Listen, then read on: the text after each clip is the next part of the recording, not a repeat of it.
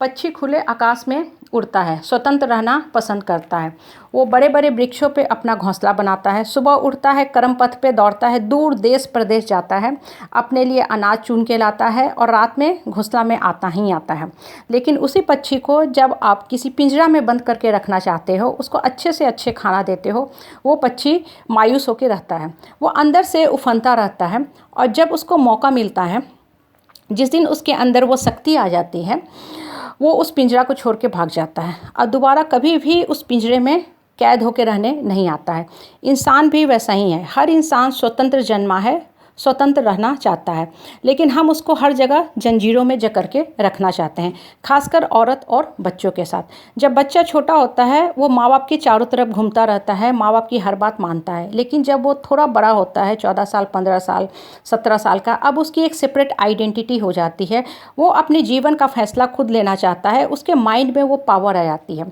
अगर उसके बाद आप कंट्रोल करते हो तो बच्चा एक रिविलियन बन जाता है। वो माँ बाप से अलग अपना डिस्टेंस रखना शुरू करता है, माँ बाप से अलग रहना पसंद करता है। तब हम कहते हैं कि बच्चा मेरा ख़राब हो रहा है। बच्चा ख़राब नहीं हो रहा है, बच्चे ने अपनी पर्सनालिटी को, अपनी आइडेंटिटी को डेवलप कर लिया है। अब वो बच्चा अपने लाइफ का डिसीजन खुद लेने में सक्षम हो गया है। औरत के साथ भी यही होता है। जब हम किसी औरत को शादी करके लाते हैं ससुराल में, उसको एक हम पहचान नहीं देते हैं, उसकी जो ओरिजिनल पहचान है, उसकी आइडेंटिटी है, उसको हम छीन लेते हैं।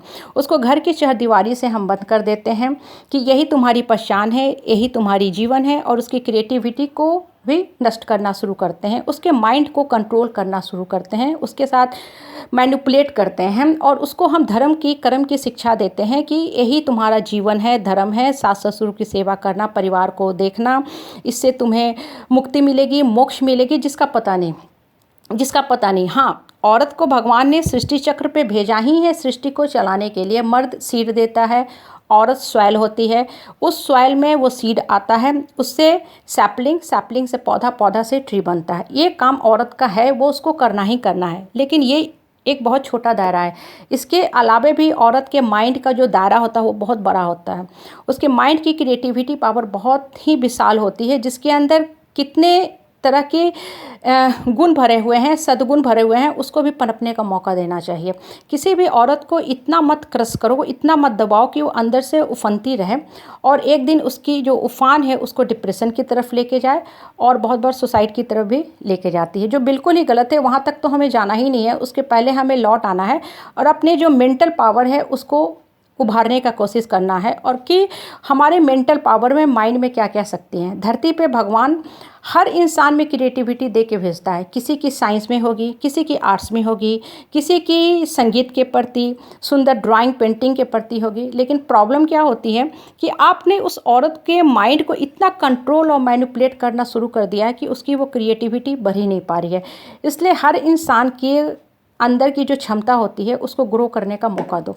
जब जब इंसान ग्रो नहीं करेगा ना, तब तक वो हमेशा अंदर से उफनता रहेगा। रूसो का कहना है, मनुष्य स्वतंत्र जन्मा है और स्वतंत्र रहना चाहता है। यहाँ स्वतंत्रता का मतलब होता है माइंड के पावर से। अगर किसी इंसान को बहुत संगीत में रुचि है, उसको अगर आप डॉक्टर बनाओगे तब पॉसिबल है डॉक्टर बनना, उस बच्चे के लिए डॉक्टर बनना पॉसिबल नहीं है। अगर किसी को बहुत बड़ा अर्थशास्त्री बनना है, उसको आप इंजीनियर बनाओगे तो पॉसिबल है, पॉसिबल नहीं है। यही चीज़ औरत के साथ भी है। उसको भी बढ़ने का, ग्रो करने का मौका दो। उसके अंदर भी बहुत ही क्रिएटिविटी पावर है। ये जो 24 घंटे के जो दिन बने हुए ना, वो सिर्फ किचन की दुनिया तक, घर के अंदर सीमित रहने के लिए नहीं बने हुए हैं। औरत के अंदर भी असीम क्षमता होती है। जैसे मोटर होता है ना, पानी की मोटर, अगर पानी आ रहा है तब वो मोटर बहुत अच्छा से पानी देता है। लेकिन अगर पानी नहीं आ रहा है, तब आपने मोटर का स्विच दिया हुआ है तो कुछ देर के बाद वो सूखी मोटर जल जाती है। इंसान भी वही है। जब माइंड की क्रिएटिविटी बरकरार रखती है, इंसान ग्रो करता है तो हैप्पीली जीवन चलाता है। लेकिन जब इंसान अंदर से उफनता रहता है, माइंड में मेंटल एनर्जी बहुत टर्बुलेंट रहती है, गर्म रहती है, तब वो इंसान उफनता रहता है और गर्म होकर एक दिन फट पड़ता है। इसलिए हर रिश्ते में डिस्टेंस और स्पेस दो, औरत को भी लिविंग स्पेस दो, औरत को भी इस धरती पे ग्रो करने का मौका दो, ताकि वो भी एक बड़ा से बड़ा वृक्ष बन के अपनी एक पहचान बना सके, समाज में एक सशक्त रूप से खड़ा हो सके, समाज के विकास में योगदान दे सके। हर औरत एक कंप्लीट अपने आप में होती है, माता की संतान बन के धरती पे आती है।